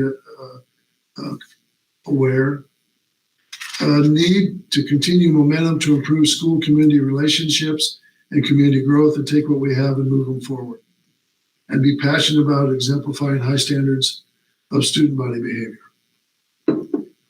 So I guess I'll stop. Do you have questions about anything? Because I'm pulling this pretty quickly out of here, but I don't know, Dennis, is there anything that I didn't add? No, I think the point that I would like to make is there were no serious issues that people were concerned about. That's good. No, said, you gotta take care of this. There was nothing like that. We're going, universally, we're going in the right direction. We just need to keep going that way. And the more prepared the new superintendent will just help us that much more. Right. So there was nothing that detracts from your programs. Then is this, I have it in my head that there's these questions are available online? They are. Okay. So it's the exact same questions. Anybody in the district can log in and answer these questions. That information is then pulled together.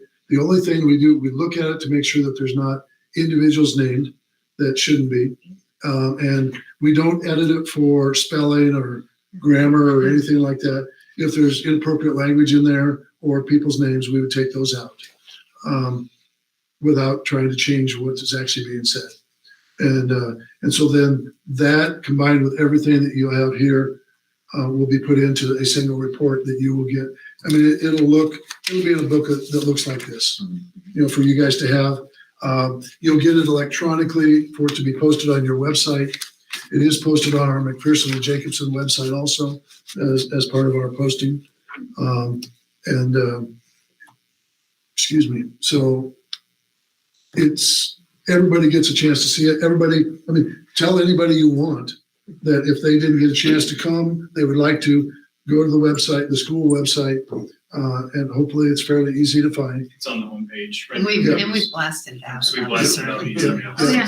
So anyway, yes. So thank you. Anything else on that? Okay. No, I'll just say that the comment, I talked to 2 or 3 people that are leaving today, and they all, like I said earlier, felt like the community was pretty well aligned with the qualities that we had that are desired in our new superintendent. That was good to hear. So, And some people had obviously looked at those. yeah, But we also shared those with, 2 or 3 of the groups. Most of the group. yeah. Was that turnout average? It was a good turnout today. Oh, I'm disappointed. I would say it's better than I'm disappointed at average. 20. Well, but you guys sent them out, but we don't mind bigger groups, but a group of 15, 10 to 20 is actually a good group to work with size-wise. Okay. And they're usually pretty representative, but It was the most informed group I've ever dealt with. Oh, really? That's Yes. good to hear. Say more. I'm curious. What do you mean by that? Informed group? Yeah, just that They knew what they were talking about. Yeah, they. Yeah, there was Okay. no, well, I'll bring this issue up now because I just thought about it. Okay. They were well prepared for what they were doing. And they were varied. We went across the spectrum with that. I'm talking the community group now. Yeah. Yeah. Best prepared I've ever dealt with. Oh, that's good to hear.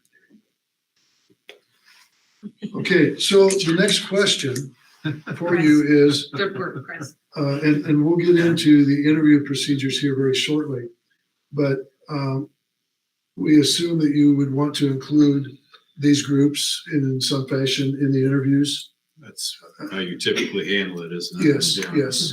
And so, Yeah. Brenda has the list of people that were, today we kind of checked them off.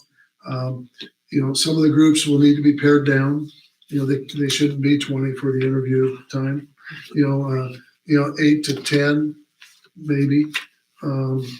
So you guys will work to put those groups together. 8 to 10 per group? Yes.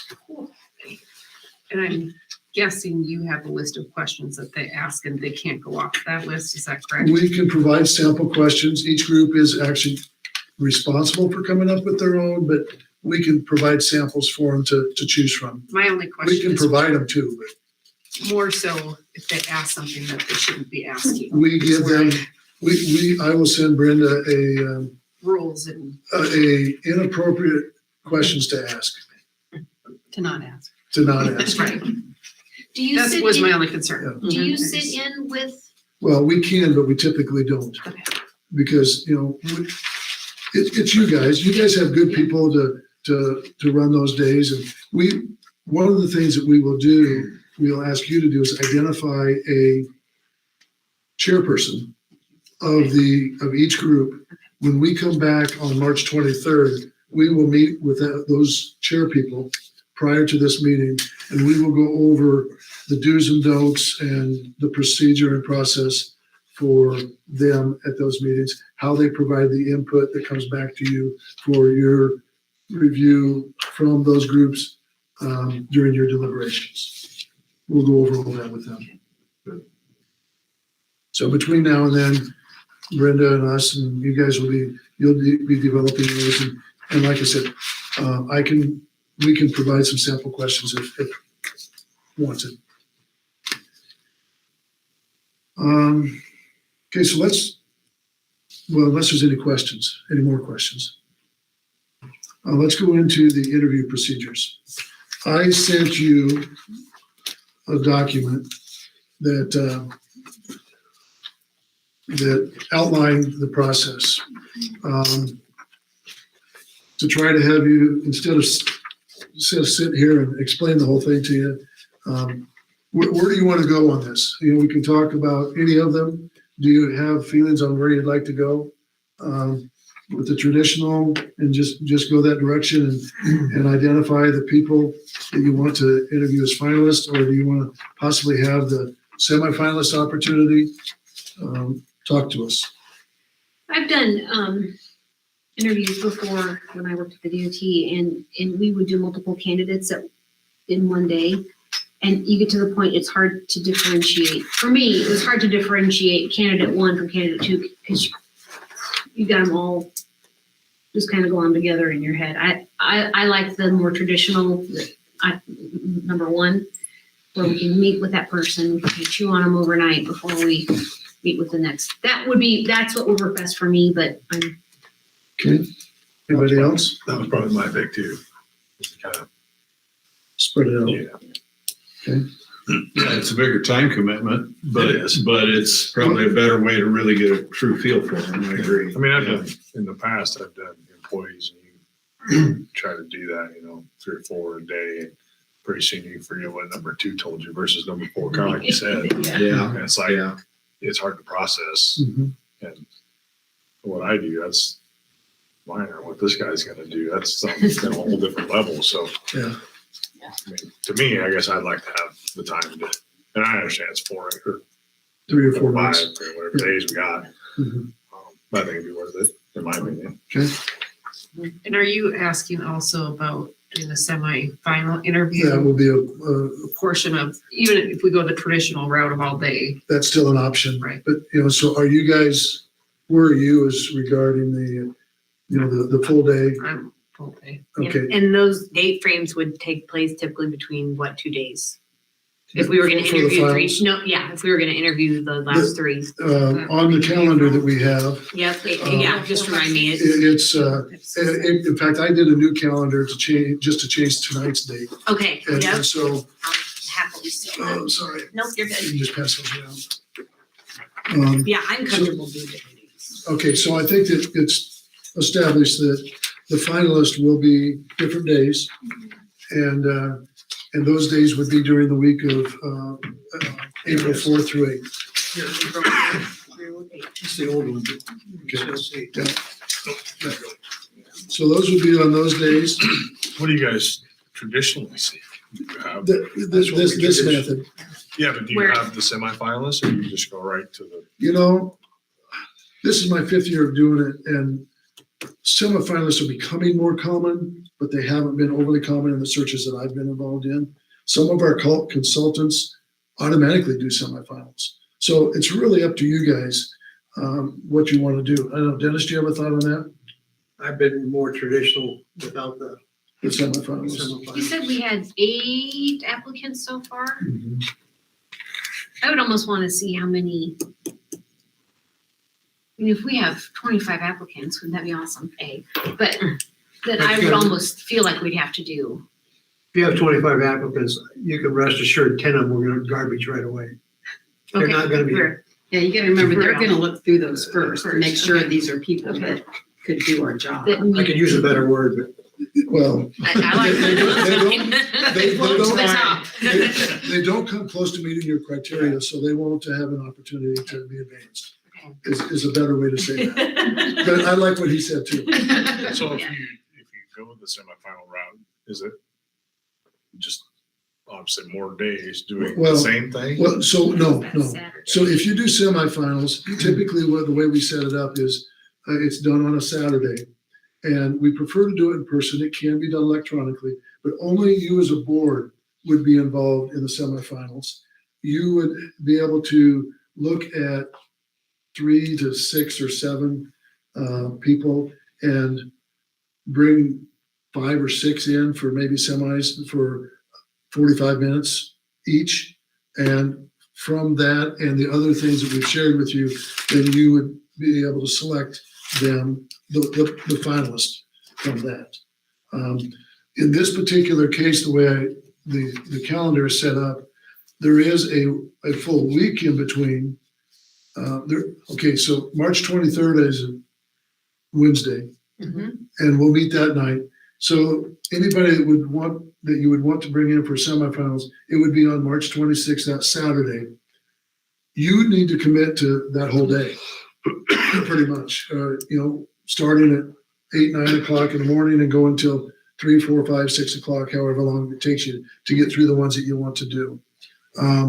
Sometimes that's really valuable because there's a lot of closeness and you get to see and hear them firsthand. Sometimes it's like, oh, we don't really need semifinal interviews. We think these are the 3 top ones. Can we? And so, And we won't know that till we see.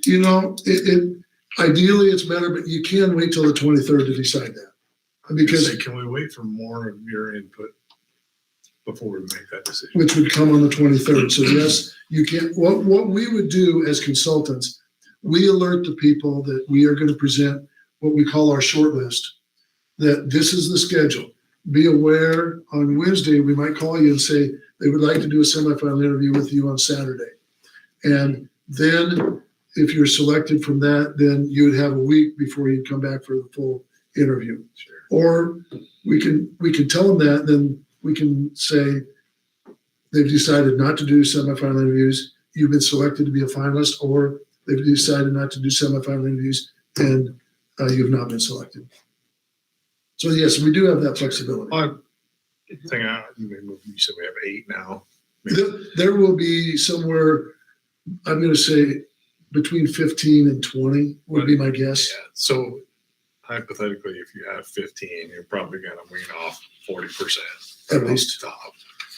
So I guess in a month's time, I guess that depends on whether or not you bring us 3 or 4, or are you going to bring us 5 or 6? Ever quality, If you have roast the top. If you have a list of 5 or 6 that you think are really kind of the top spot here, then that would probably push us into the semifinals, so we don't have to try to do 6 in a row. Right. Where we could shorten them down on the Saturday and maybe get down to 3. Right. And then, so I guess for me, I'd like to hang out The until more the the 20, better. Yeah. hang out till the 23rd and kind of just see where we fall. Make the call then after we see what. We can commit ourselves to that Saturday. and then If cancel we it. need to, we can always I would back say out. commit ourselves to that Saturday as well. Yeah, we can do that. Yeah. One of the other pieces of the process, Absolutely. But one of yes. I'm sorry, one of the other pieces of the process that I think has been mentioned, but I need to mention it here again. When we come on the 23rd, our short list of people, which is typically 5 to 8, they will have done three up to 3-minute video clips to answer 3 questions. And so we can show those to you that night, which is another piece of the process to help you pare it down to whom you would like to consider. So we'll go into a closed session. That That'll be a next meeting closed will be a meeting. closed session the Okay. whole time, yeah. So just bring us up for that night. Yeah, Sounds like great. a long night. It can be, it can be. And then my other question, so then if we do the traditional where between April 4th and 8th, we meet with 3 or whatever, we only meet with them at 7:30 at night, but then somebody may do coffee with them in the morning or take them Yes. to lunch, or we'll kind of spread out the duties. That's right. So our commitment isn't an 8 to 10 hour day. No, We can still work a lot of our day. Okay. just a It's question. prom week. They need their corsages. I'm sitting here thinking, how am I gonna do this? We're here 40 hours. Oh, wow. Okay. Wow. Yeah, great. Okay, makes more Oh, it sense. is No, that's prom fine. week. And then, and we gotta volunteer because we have juniors, right, Michelle? Oh, Yeah. I'll be available that week. No, I will too. I was just making No, sure but it I wasn't mean to do intended. some of the daily stuff. I could Oh, yeah. probably I'm always up for do coffee. that, so. Are there, And I can help with corsages. Yeah, but are there other activities during prom week or just the lead up to it, the excitement and lead up to it? There's not other evening events for the kids or anything? oh, I'm sure until there you get to is, prom, but right? not for prom. I'm sure there is decorating and Yeah. could get that. Yeah. Yeah, I bet That would there is be the a main check-in. thing that they would decorate. Yeah.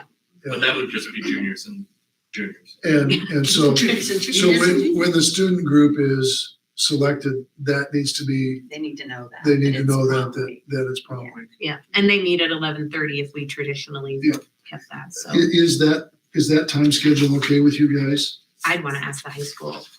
Well, I guess I didn't actually I think we confirm can that. make it work, can't we? I think so. It's just as long as the students are okay missing whatever they There would might- miss. There might be a few kids. So you're saying they're okay with it? It might be lunch. I mean, we're only talking about 8 kids, right? Right, and we're only talking about a 10. half an hour to 40 minutes. I'm sure we can make it work. Okay, makes a lot of sense. Okay. So what I believe I've heard is you want to do the traditional schedule pretty much as we have it listed on the sheet that I gave you, time schedule. Those numbers can be adjusted a little bit if we need to, and Brenda, if you get into it, and we need to adjust them one way or the other. For instance, if the candidate needs to be here at 8:30 to have a little bit more time to go around the district, that's an easy change. And then on the 23rd, we will present candidates. It will be a closed meeting, the whole thing. The only time applicants' names become public is once they become finalists. Top three, yeah. Yes. So even if you do semifinal interviews, those people's names are still confidential. Right. Until you select the finalist.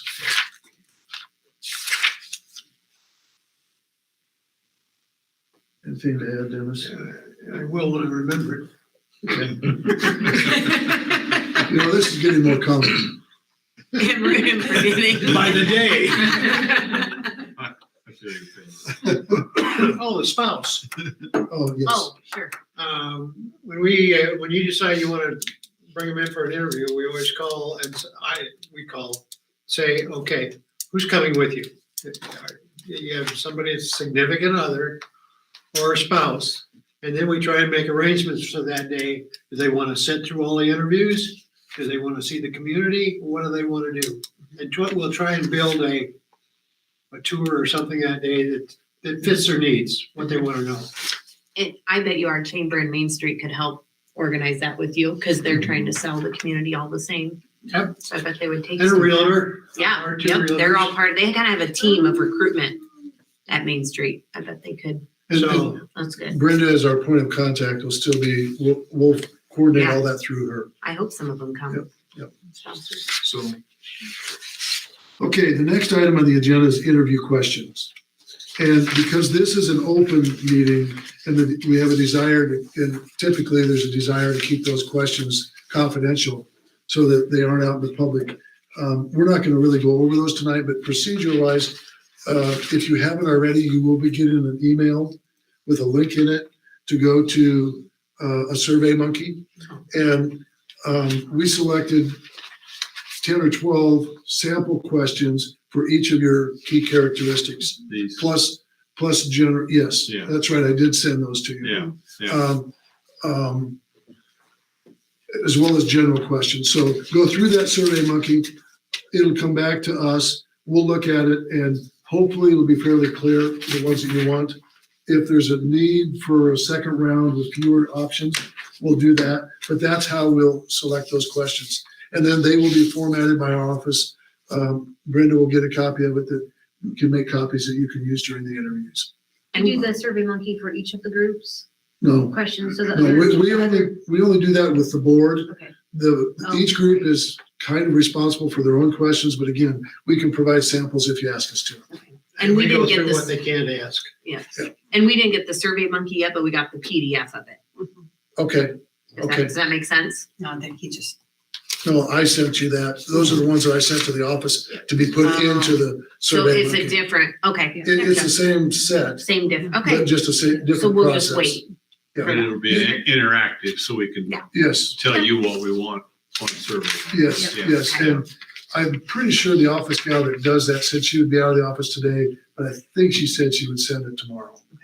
So you can see that fairly soon. And it will only be open a short number of days, so it'll tell on there what days it closes. So just please try to do it before that. Communication. Now we won't be meeting until March 23rd.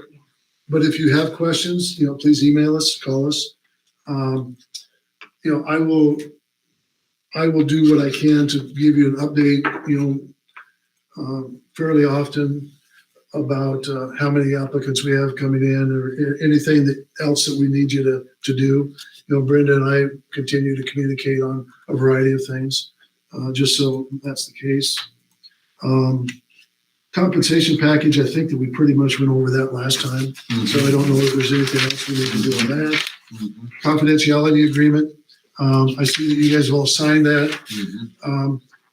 I see this as important from this perspective. Well, a couple ways it's very important.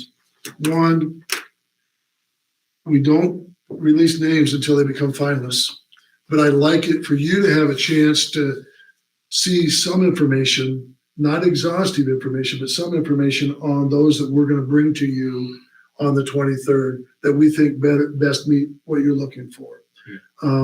That link, it'll be a link also for you to go in and look at. Again, you can't Forward it. It's private. Yeah. What am I trying to say? Dennis, I'm forgetting. Well, a good example was a community that I'm aware of. The information that was given to you in confidential form told the spouse went uptown, started blowing around, and that cost the district $500,000. Oh, wow. Because of confidentiality. So that information will only go to the board members, right? That's correct. And Brenda? And if you're at home, your spouse or no one else can look at it. If you read this, that's what it's all about. Right. Those names cannot be shared.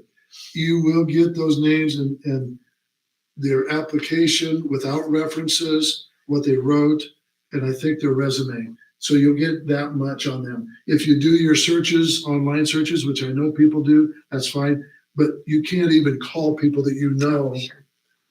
As much as you will be tempted to do that, it's just very important.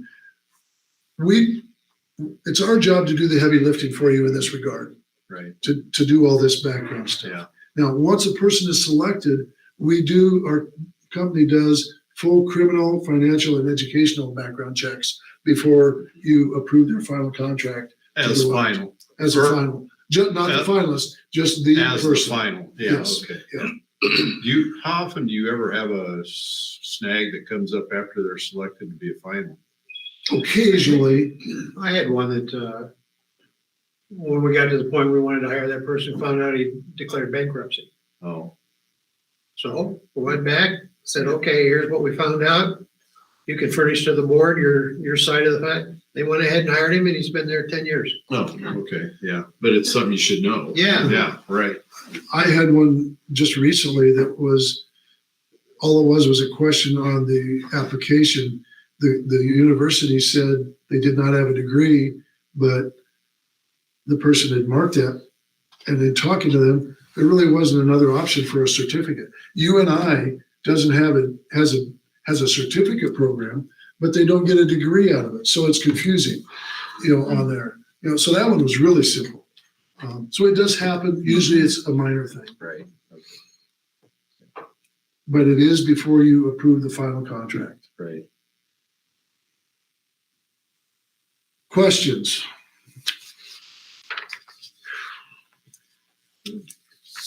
So we're gonna go with the compensation package that we talked about at the last meeting. That's That range and then the full, and then it's negotiable. yeah.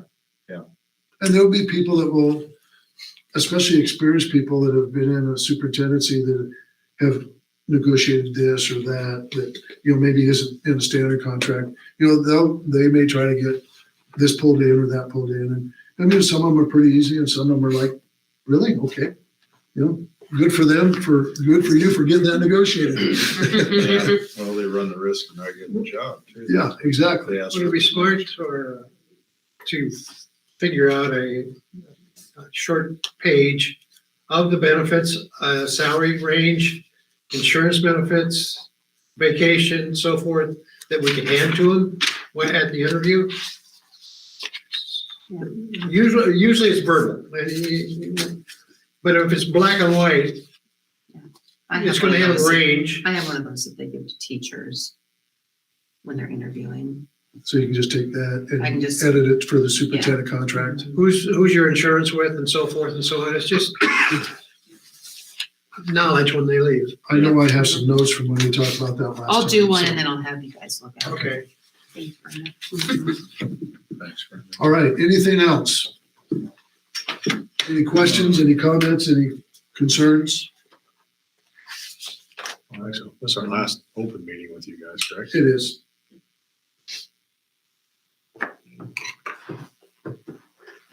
All right, well, We're missing out a while. says who? Is there any left? One piece left. Better get it, it's good. Oh, it's good. I might stop someplace on the way home. All right, Didn't come well, from your restaurant. Maybe he's did it? got steak with No, no, Oh. no. There's a lady that used to work in this district that Oh. has done that for years. Oh, Every fantastic. board meeting, we get that. oh, well. A treat, Not a that- different treat. It's always something different. It's always something different, but it's always Kind of a good. surprise. It's always good, yeah. Well, thank you. Well, thank you very much. Appreciate your Earned day. it. It sounded like Been a good day. everybody in your meetings was very impressed with you folks and Well, thank you. really was, We worked on it a long time. you did well. Thank you very much. Meeting adjourned, Fred. It almost seems kind of weird that we're not